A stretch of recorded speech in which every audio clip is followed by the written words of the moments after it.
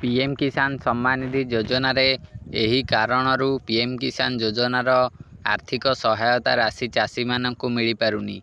आपण पीएम किसान योजना रे आवेदन कर देइचंती किंतु आपण को एही योजनार लाभ मिल पारुनी। आपण जो भूल करूचंती से भूल को जदि सुधारिबे तेबे आपण पीएम किसान योजनार लाभ नहीं पारिबे। मु आपण मानक ए वीडियो रे डिटेल्स रे कहिबी। आपण एहा जानिया पय वीडियो को शेष पर्यंत देखंतु। एहा सहित वीडियो को गोटे लाइक करिवे और चैनल को सब्सक्राइब मध्य करिवे। एबे चालंतु जानिबा आमे पीएम किसान सम्मान निधि योजनार टंका हमकु काहेकि मिल पारुनी। आमे कौन सब भूल करूचे जहा फल रे आमे पीएम किसान योजनार टंका पाई पारुने। पीएम किसान योजना अधीन रे गोटे वर्ष रे 6000 टंका आर्थिक सहायता भाव रे चाषी भाई मानकु सरकार प्रदान करंती किंतु आमकु से 6000 टंका मिल पारु नाही। आपण जदि पीएम किसान योजनार एई किस्ती वंचित होउचंती तेबे आपण एहाकु निश्चय जानि रखंतु। आपण मध्य जदि टंका पाउ नथिबे तेबे आपण टंका पाइबे। पीएम किसान योजना रे जदि आपण केवाईसी करि नथिबे तेबे आपण माने केवाईसी करिबा दरकार।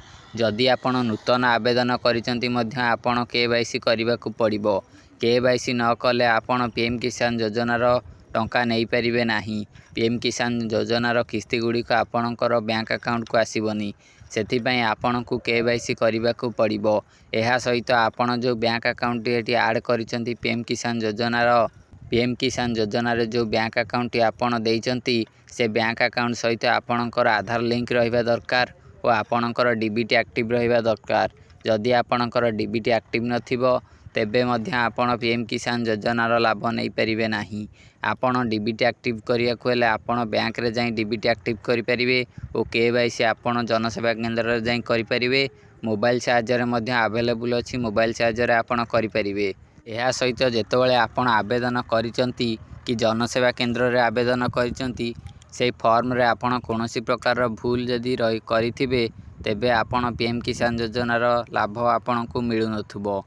कौन भूल जेपरि कि आपणकर नाम भूल नाम लिखिथिबे, स्पेलिंग मिस्टेक करथिबे, आपणकर बापांग नाम भूल लिखिथिबे नल डेट ऑफ बर्थ भूल लिखिथिबे। एही भली जहा भी किछि लिखिथिबे आपणकर जदि किछि भूल भाल बाहरिबो आपणकर आधार संगे मिसु नथुबो सेथिपई मध्य आपणकू टंका मिली न पारे। आपण ए सब गुड़िक टिके चेक करि नियंतु। जदि आपणकर ए सब प्रॉब्लम गुड़िक रही थाई पारे तेबे एही कारणरू आपणकू टंका मिलिबनी। एहा सहित आपण आवेदन कला बेले आपणकर लैंड रेकर्ड निश्चय देइथिबे। जमीर कागज पत्र गुड़िक से लैंड रेकर्ड रे जदि आपणकर किछि भूल बाहरे तेबे मध्य आपणकू टंका मिली परिबो नहीं। ए सब ऊपर आपण ध्यान दियंतु।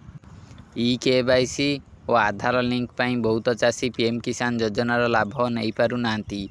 जदि तांकर केवाईसी होई नथिबो टंका मिलुनी और आधार लिंक जदि बैंक अकाउंट सहित होई नथिबो और डीबीटी एक्टिव नथिबो सेही कारणरू टंका मिली पारुनी। आपण एई प्रॉब्लम टी को चेक कर नियंतु। एई प्रॉब्लम गुड़िक आपणकर अछि कि नाही, आपणकर बैंक अकाउंट सहित आधार लिंक अछि कि नाही और आपणकर केवाईसी होईछि कि नाही। एहा आपण किपरि चेक करिवे एहार लिंक मु डिस्क्रिप्शन बॉक्स रे दे देइछि। से वीडियो गुड़िक देखंतु। आपण किपरि आपण जानि परिबे आपणकर आधार सहित बैंक अकाउंट लिंक होईछि कि नाही, केवाईसी होईछि कि नाही।